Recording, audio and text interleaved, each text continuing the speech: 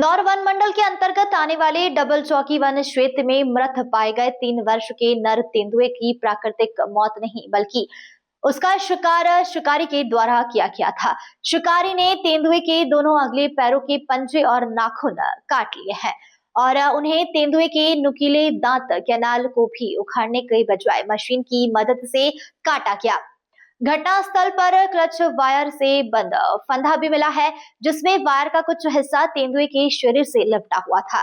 मामले में dog squad और स्टेट टाइगर टास्क फोर्स मौके पर मौजूद है और जांच में जुटी हुई है। इंदौर वन मंडल के अंतर्गत डबल चौकी पर शनिवार की शाम को 7 बजे डबल चौकी ग्राम कक्ष क्रमांक 668 में तेंदुआ मृत मिला।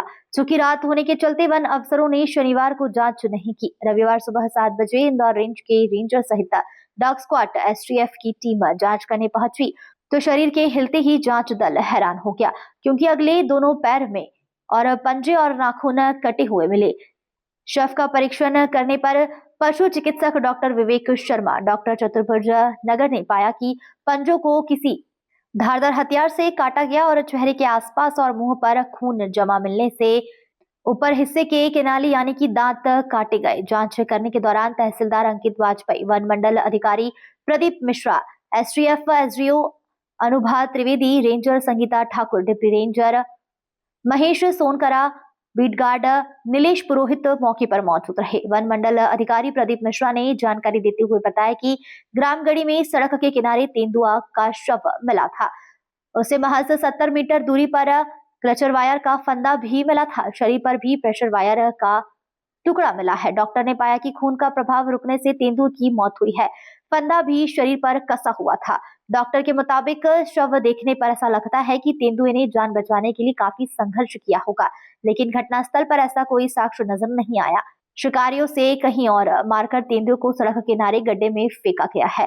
फिलहाल टीम इस पूरे बिंदु पर जांच में जुटी हुई है। ये मामला इंदौर डिवीजन के अंतर्गत इंदौर रेंज के अंतर्गत गढ़ी बीट कक्ष क्रमांक 668 के बाउंड्री से लगे हुए एक नाले में एक तेंदुए का मृत शव पड़ा हुआ था। जानकारी हमें शनिवार को प्राप्त हुई।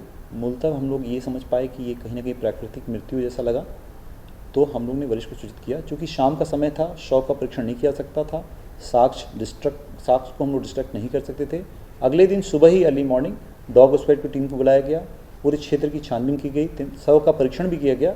तो परीक्षण करने पे एक शॉकिंग खबर ये आई कि उसके दोनों पंजे कटे हुए थे आगे के, और उसके जो दांत थे, ऊपर के दांत को भी किसी ने निकाला था। ये 3 वर्ष का नर तेंदुआ था। इसके बाद हम लोगों ने अपनी कुछ फॉरेस्ट इंटेलिजेंस से कुछ रिपोर्टिंग प्राप्त की और साथ में डॉग स्क्वाड की टीम की रिपोर्टिंग से हमें कुछ क्लू मिल गए। साथ में दूसरा विषय ये था कि सबसे पहले इस तेंदुए को जो एनटीसी की गाइडलाइन के हिसाब से एसओपी के अनुरूप इसमें आगामी कार्रवाई की जानी थी और मृत्यु का कारण जानने की कोशिश किया जाना चाहिए था।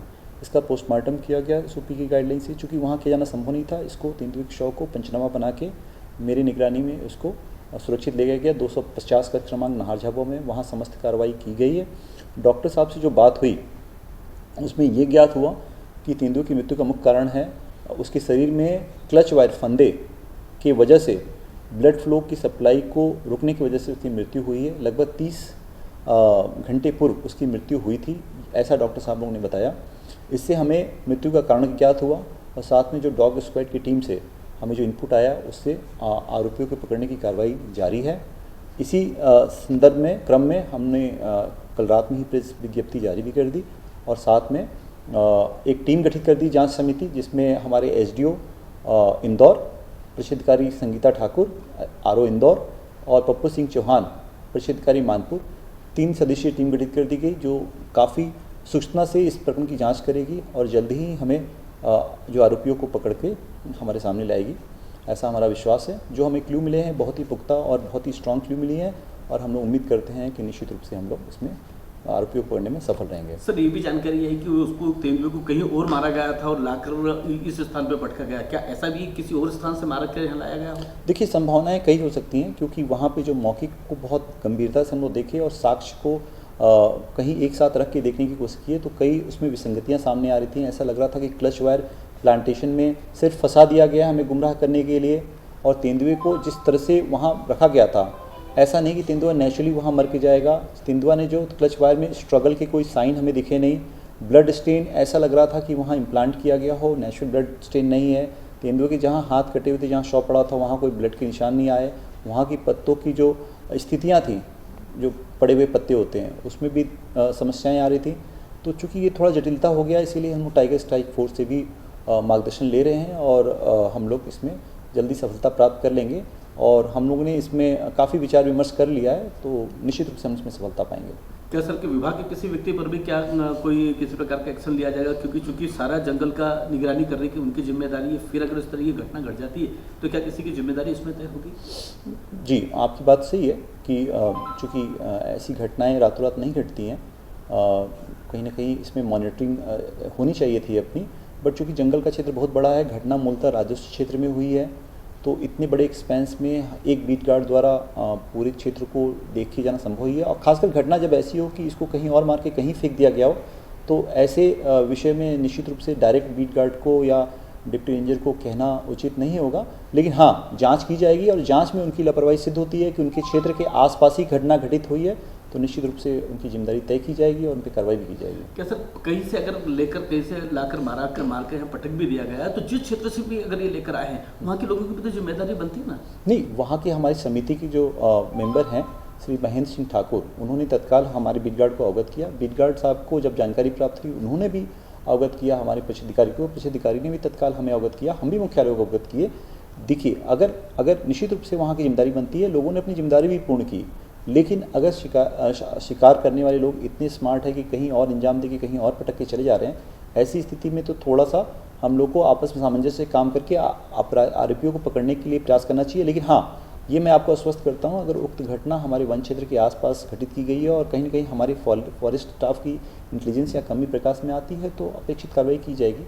अभी इम्पोर्टेंट ये है कि हमें आरोपियों को ढूंढना है, इस दिशा में हम लोग पूर्णतः प्रयास कर रहे हैं और जो हमें क्लू मिले हैं उस पर हम लोग काम कर रहे हैं। क्या लगता है सर कि क्यों मारा गया होगा उसको, क्या वजह रही होगी?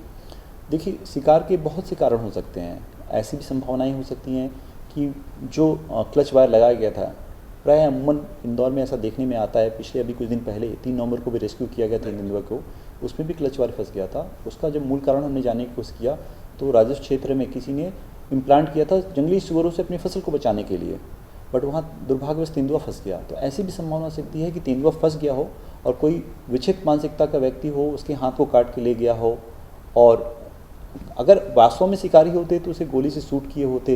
कुछ ऐसे ट्रैप लगाए होते, जो ट्रैप साफ लगता है तेंदुआ स्पेसिफिक लगाया गया, जाके उसके पाँव में जो ट्रैप लगाते हैं वैसा नहीं था, क्योंकि तार में फंसा था क्लच वायर में।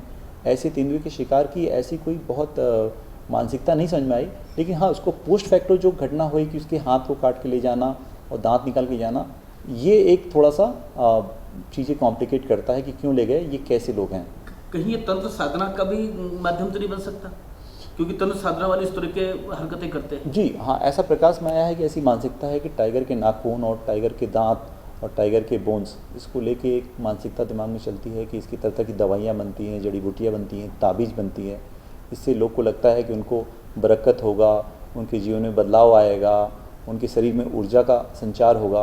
ये मानसिकता है, अभी तक कोई भी साइंटिफिक एविडेंस को प्रूफ नहीं करता। लेकिन हाँ, ये बात सही है कि जो हमारे अंतर्राष्ट्रीय ग्रोह हैं, राष्ट्रीय स्तरीय ग्रोह हैं, राज्य स्तरीय ग्रोह हैं, इसमें ऐसी घटनाएं जब प्रकाश में आती है तो ये भी बात समझ में आती है कि इस तरह से भी घटनाओं को करार दिया गया था। क्योंकि ये घटना थोड़ा सा अलग हटके लग रहा है, ऐसा महसूस हो रहा है कि शिकार का उद्देश्य शिकार नहीं था, बट शिकार के बाद शिकार जैसी हरकत की गई है। लेकिन ये सारी बातें एक रुझान है, ये स्पष्टता तभी हो पाएगी जब हम आरोपी को पकड़ेंगे, उसकी बाकायदे इसको इंटीग्रेट करेंगे और सारे अपने एविडेंसों को एक साथ रख के देखेंगे, तो ये बात स्पष्ट होके आएगी। कब तक जांच कंप्लीट होने की संभावना है सर? देखिए, ऐसा इसमें कोई समय फ्रेम नहीं दिया जा सकता, लेकिन जो हमें क्लू प्राप्त हैं, जो हमारी इंटेलिजेंस रिपोर्ट है, हम उम्मीद करते हैं कि